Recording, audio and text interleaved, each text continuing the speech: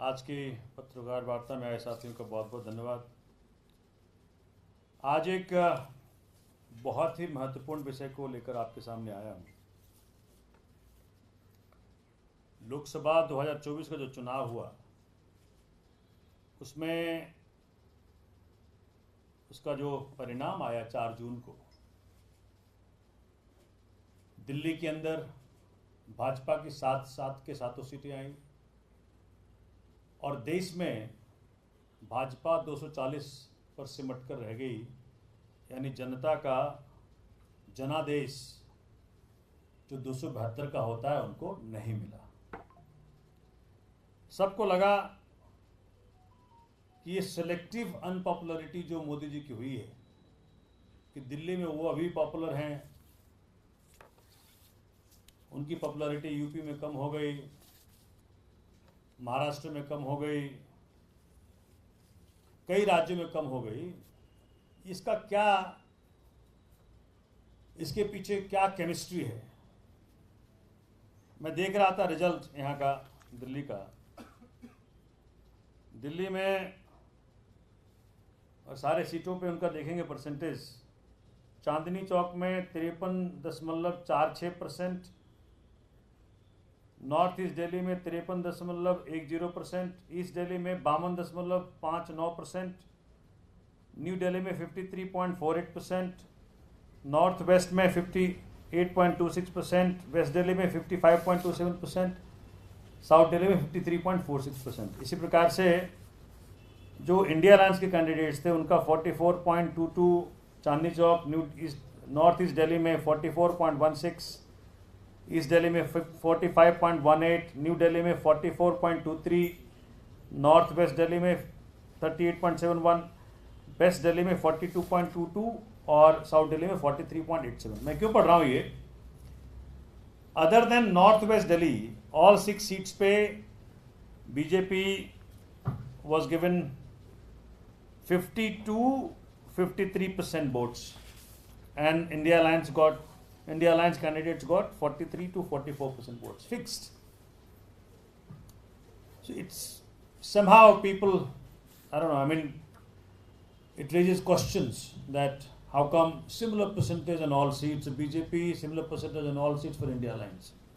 I'll go beyond that. So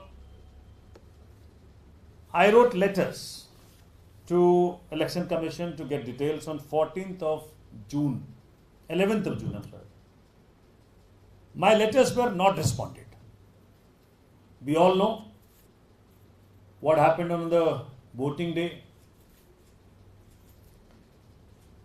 When I reminded them, जब मैंने उनको फिर से बताया कि भाई आपने दिया नहीं है और हमारा 45 डेज का जो लिमिटेशन पीरियड है इलेक्शन पिटीशन का वो खत्म हो जाएगा, तो 17 जुलाई को उनका जवाब आता है कि जी हम आपको जवाब नहीं देंगे।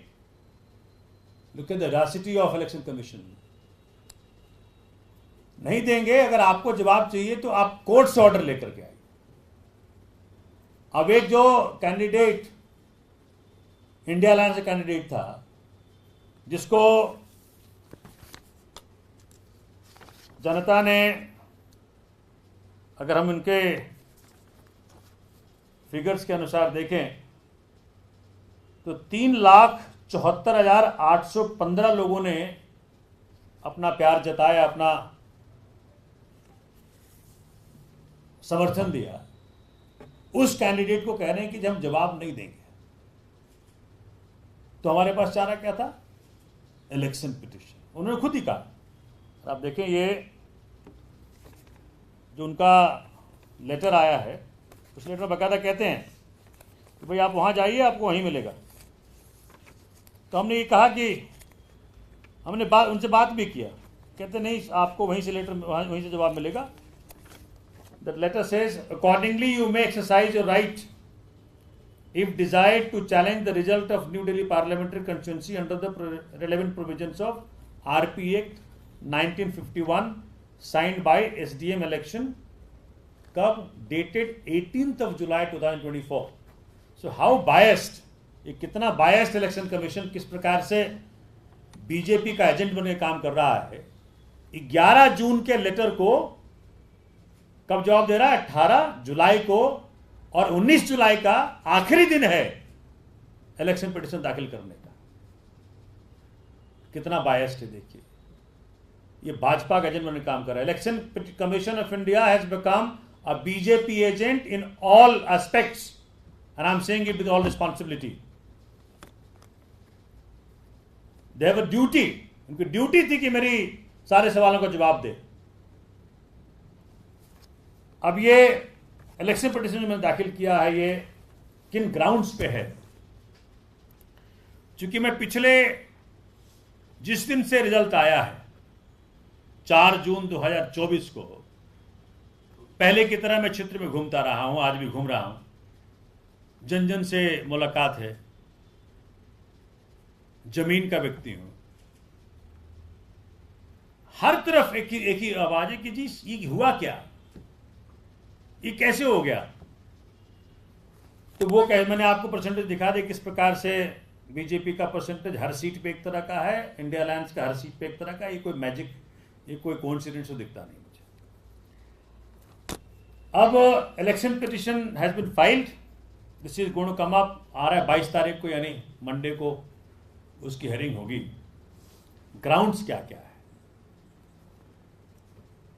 मेरे इलेक्शन एजेंट ने जब ये, चूंकि हर चुनाव के बाद आपके पास 30 दिन का पीरियड होता है रिजल्ट के बाद, कि तब तक आपको अपने चुनाव के अकाउंट्स को क्लोज करके खत्म कर देना है इन ऑल एस्पेक्ट्स। आपको इलेक्शन कमीशन एक एक्नॉलेजमेंट देता है कि भाई आपने अपना accounts to the satisfaction of Election Commission आपने सबमिट कर दिया। तो वहां यह मालूम पड़ता है कि भारतीय जनता पार्टी की उम्मीदवार बांसुरी स्वराज जी, उनका जो इलेक्शन एक्सपेंसेस है, जो कि दिल्ली के अंदर 95 लाख जो है आपका इलेक्शन एक्सपेंडिचर का अपर लिमिट है, तो वहां मालूम पड़ता है कि जी to the tune of 16 lakh, it could be little bit here and there, 16 lakh तक का एक्सपेंडिचर से वो उनका इलेक्शन एक्सपेंडिचर एक्सीड कर रहा है। तो वहां चूंकि इलेक्शन कमीशन ने शुद्ध रूप से भाजपा के एजेंट की तरह काम किया, उसको सलाह दिया कि अपने इस एक्सपेंडिचर को आप जो है पार्टी अकाउंट में शिफ्ट कर लीजिए। जैसा अकाउंट से आदेश आया होगा, इलेक्शन कमीशन ने पालन किया और कहा बहन जी आप इस जो एक्स्ट्रा एक्सपेंडिचर आ रहा है उसको पार्टी अकाउंट में शिफ्ट कर लें, जिससे आप with in the permitted expenditure आपका इलेक्शन एक्सपेंसेस आ जाए। क्योंकि ये बहुत बड़ा अपराध है चुनाव के लिहाज से कि आपका इलेक्शन एक्सपेंडिचर अगर परमिटेड लिमिट से ज्यादा हो तो उस पर डिस्क्वालिफिकेशन है। पहला तो ये ग्राउंड है। दूसरा ग्राउंड आपने देखा होगा, इलेक्शन वाले दिन ही आप में से कई साथियों ने उस दिन कैप्चर भी किया था, टीवी भी चलाया था, इस प्रकार का पैम्पलेट इलेक्शन वाले दिन करीब करीब हर पोलिंग बूथ के ऊपर भाजपा का पोलिंग एजेंट लेके बैठा हुआ था।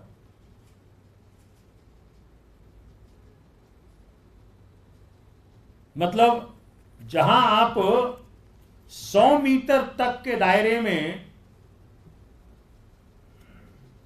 प्रचार या इस प्रकार का कोई भी, मतलब इसी सिमिलरली एक पैम्पलेट मेरे गाड़ी में पड़ा हुआ था, मेरे एसोसिएट गाड़ी में पड़ा था, मेरी उसी गाड़ी सीज कर ली। और ऐसा पैम्पलेट भाजपा का पोलिंग एजेंट करीब करीब हर बूथ पे लेके बैठा हुआ था। इसमें बैलेट नंबर भी लिखा है, इसमें कैंडिडेट का फोटो भी है, माननीय मोदी जी का फोटो है, पार्टी का सिंबल है, और इसको लेके बैठा था। उसकी सारी वीडियोज और फोटोज उस दिन के जिस जिस बूथ पे मैं गया हूं सब बूथ पे ही निकला। हमने बकायदा जी रिटर्निंग ऑफिसर को भेजा और बिल्कुल चुप्पी, एकदम गोल्डन साइलेंस रिटर्निंग ऑफिसर का। उसका भी कारण बताऊंगा क्यों था, कैसे रिग किया इन्होंने न्यू दिल्ली लोक पार्लियामेंट्री कंस्टिट्यूंसी का इलेक्शन। कोई जवाब नहीं। 25 तारीख को जितने फोन कॉल्स किए गए, मैं बड़ा दायित्व के साथ कह रहा हूं, रिटर्निंग ऑफिसर ने एक का भी जवाब नहीं दिया। मैंने कहा ये कैसे है, और इसको कैप्चर कैसे करता आदमी? तो अपनी वीडियो से ही करता। हमने अपनी फोन निकलवा करके हमने उसको रिकॉर्डिंग कराई। आप सोच सकते हैं कि इस पे एक्शन ना लेकर के हमारे फोन जब्त कर लिए गए, और आज तक फोन जब्त है। तो मतलब आप भाजपा को इस प्रकार की हरकत करने के लिए परमिट भी करें, सहयोग भी दें, और दूसरा आदमी इसकी रिकॉर्डिंग भी ना करे, और रिकॉर्डिंग करे तो फोन जब्त कर लेंगे। और FIR number 96 of 2024 police station south campus में मेरे खिलाफ एक एफआईआर दर्ज कर लिया गया, भाई हम ये फोन अंदर ले गए। मैंने कहा एफआईआर कॉपी दे दो, तो कहता है वो सेंसिटिव है। मैंने कहा मेरे फोन दे दो, कहता है वो तो आपको नहीं मिल सकता। हमने फोन खोल करके दिखा भी दे कि भाई देख लो, तुम्हारा कोई इसमें प्रोहिबिटेड चीज तो हमने कैप्चर किया नहीं है। कहते भाई साहब बड़े ऊपर से चला रहा है, बहुत ऊपर से आदेश है, सोमनाथ भारती के फोन वापस नहीं करने हैं और प्रोसिक्यूट करना है इनको। ठीक है, हमने उसको जो आपका फैसिलिटी है ऑनलाइन देखने का, हमने वो भी देखने का प्रयत्न किया। तो उसमें आया कि जी इनका जो वो एफआईआर है वो सेंसिटिव में कैटेगराइज्ड है, सो एफआईआर नहीं दिखता जैसे नॉर्मली सबका एफआईआर दिखता है। तो दूसरा ग्राउंड हमारा ये है, देख लिया आपने, करीब करीब भरपूर। मतलब मान लीजिए मेरे हारने का मार्जिन है 77,000 समथिंग, 78,000 कर लीजिए। अगर ये 40,000 वोट्स अगर मान लें कि 30-40 वोट्स पे पर बूथ इन्होंने इन्फ्लुएंस किया होगा, so then result gets changed. अगर इसको अगर आप कहते रहे, क्योंकि जब आखिरी वोट डालना जाता बोलते ballot number 1, ballot number 1, ballot number 1, ऐसे करते रहो, दस कास्ट एंड साइकोलॉजिकल इंपैक्ट। और वो पूरी व्यवस्था पुलिस की भी इलेक्शन कमीशन की लगी हुई है भाजपा के दास बनने में। दोनों एफआईआर मेरे खिलाफ दर्ज होता है और उनको बाहर नहीं किया जाता। कोई भी पोलिंग एजेंट भाजपा को बाहर नहीं किया जाता और सब लग जाते हैं ढकने में उसको। नंबर 3, जिस दिन ये, अगर आपको याद होगा कि इस इलेक्शन में 85+ ईयर्स जो बुजुर्ग थे उनको घर से वोट डालने की सुविधा दी गई थी। तो सुविधा दी गई तो नेचुरल सी बात है, अगर ये सुविधा दी गई है तो सबको परमिट करना चाहिए था, भाई हर पार्टी का आदमी साथ जाता। लेकिन इन्होंने क्या किया, इन्होंने जो है सिर्फ भाजपा के कैंडिडेट को ये सुविधा दी गई कि भाई आप जो हैं साथ जाएं। तो मेरा ये है तीसरा नंबर ग्राउंड। देखिए ये इसमें आपको दिखेगा, थोड़ा छोटा है, ये व्हाट्सएप का स्क्रीनशॉट है। ये ईसा खोसला जी का वो है, उनका व्हाट्सएप नंबर वहाँ भेज रखा है हमने।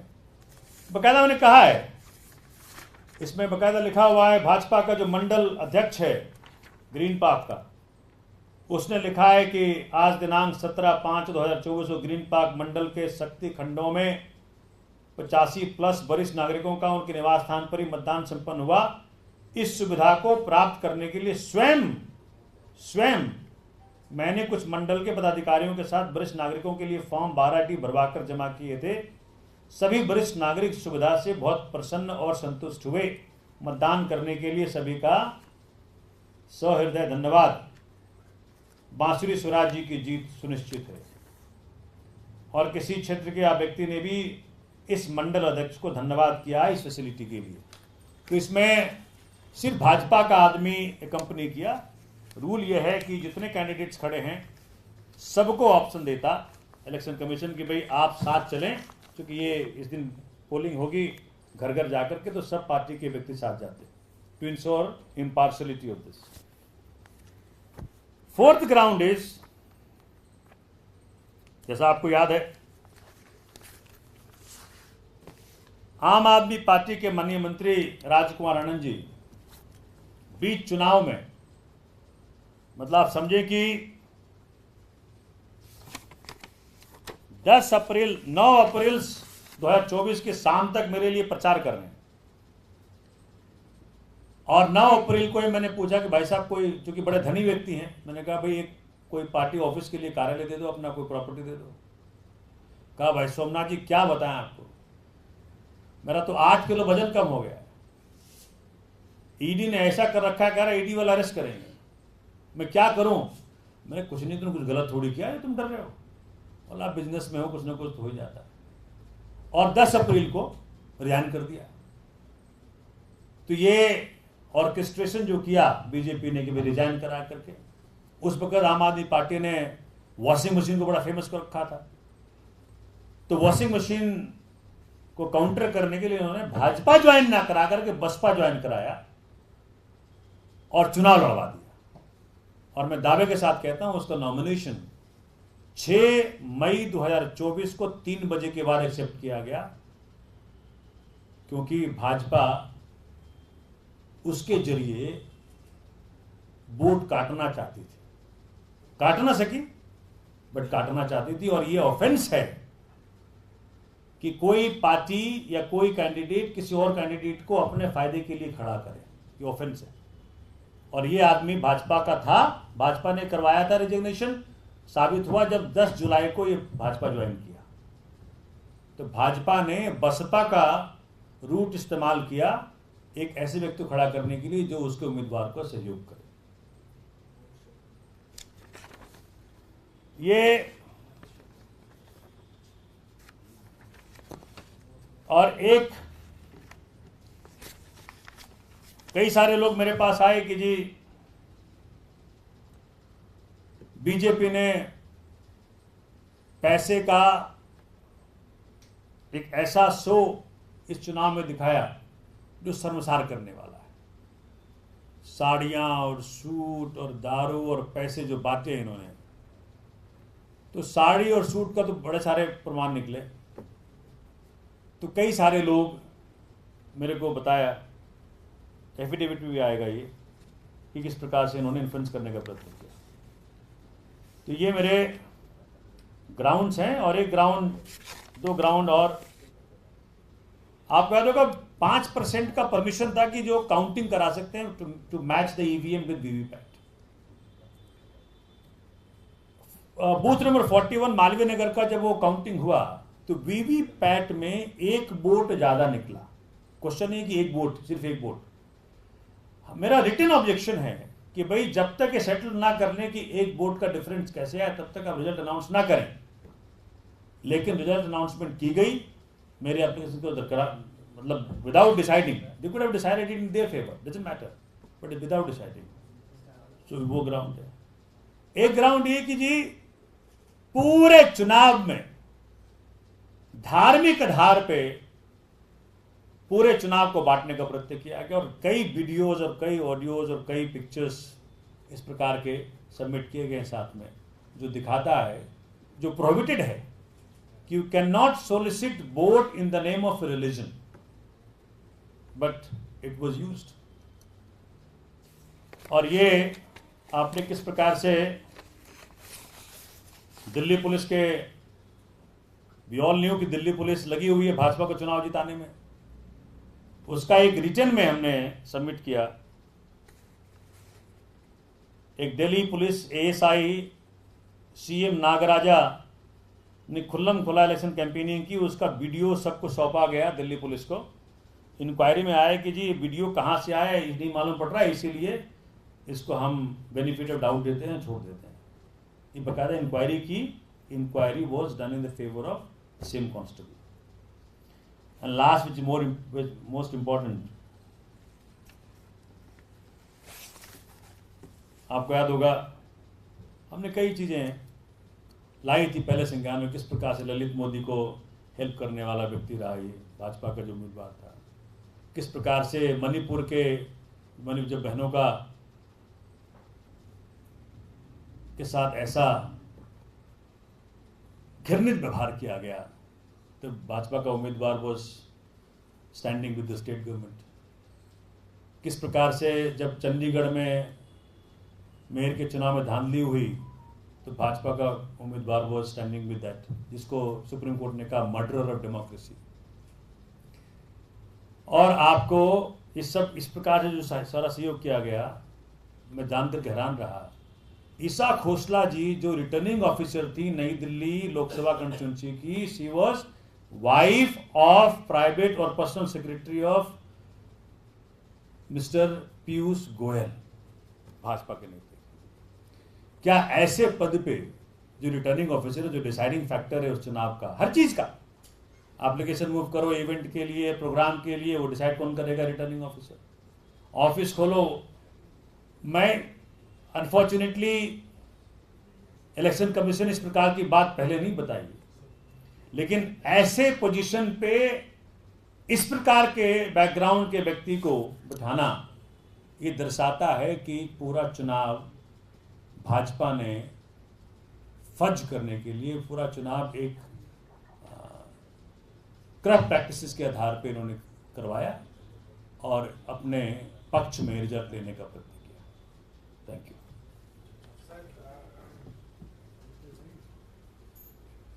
सर एक अलग सवाल है, इस पे पूछ लो पहले। इसमें पूछ लीजिए, किसी का है क्या? आपको ये पिटीशन से क्या मतलब एट मैक्सिमम? हाँ, तो मैं अच्छा वो ठीक पूछ रहा हूँ। इस पिटीशन से हमने ये मांग किया है कि भाई इन करप्ट प्रैक्टिसेस के कारण जो चुनाव को फज किया गया, the candidates election should be declared wide and the election of New Delhi parliamentary constituency should be held again. तो सर सिर्फ ये बांसुरी स्वराज के लिए, क्योंकि आप बाकी 6 सीट्स का भी बोल रहे हैं, तो आप सिर्फ मांग बांसुरी स्वराज? जी, क्योंकि मैं बांसुरी स्वराज के खिलाफ लड़ा था। एक सर हुआ था कि 45 डेज तक तो वीवीपैट्स रहती हैं, तो क्या उसकी रिकाउंटिंग के लिए भी जा सकते हैं या फिर अभी याचिका लगाई है? एक सवाल। दूसरा, बांसुरी स्वराज ने कल कहा है कि वो तो खुद अपनी मालवीय नगर कॉन्स्टिट्यूंसी हार गए, तो अब वो विधायकी लड़ नहीं पाएंगे, तो इसलिए वो राजनीतिक प्रासंगिकता शब्द का इस्तेमाल किया, जो कहा कि वो प्रासंगिकता बनाए रखना चाहते हैं, इसलिए वो ऐसी बात कर रहे हैं और वो टिक नहीं पाएगी। देखिए, चूंकि वो हमारे विरोधी हैं, राजनीतिक विरोधी हैं, तो उनका काम है कहना, कहते रहे। सर इससे अलग सवाल है नेम प्लेट को लेकर जो पॉलिटिक्स हो रही है।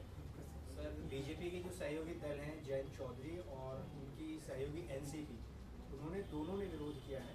एनसीपी ने मांग की है कि इस फैसले को योगी सरकार वापस ले, और जयंत चौधरी कह रहे हैं कि सेवादार और कांवड़ की कोई पहचान नहीं होती। खुलकर विरोध कर रहे हैं जयंत चौधरी नेम प्लेट लेकर जो कंट्रोवर्सी चल रही है। नहीं, मैं तो ये देख पा रहा हूं कि भाजपा के पास कोई मुद्दा नहीं बचा क्या इस देश के अंदर, या जनता के सारे मुद्दे खत्म हो गए? भाई इससे बड़ा ध्यान भटकाने क्या तरीका हो सकता? नीट पे इतनी बड़ी तमाचा लगाया केंद्र सरकार को, माननीय मोदी सरकार को। मतलब कोई एग्जाम नहीं इस देश में बचा जिसपे कि जो कि कह सकते हैं भाई अनबायस तरीके से हो रहा है, कह सकते हैं कि सही तरीके से हो रहा है।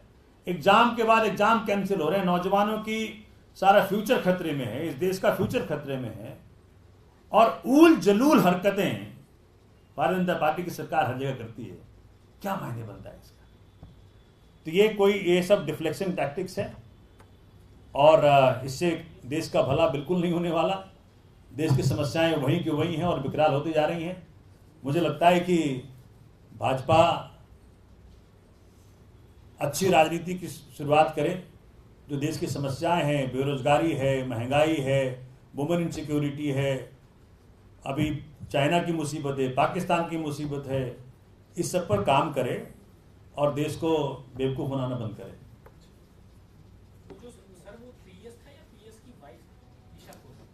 वो पीएस की वाइफ है। Thank you.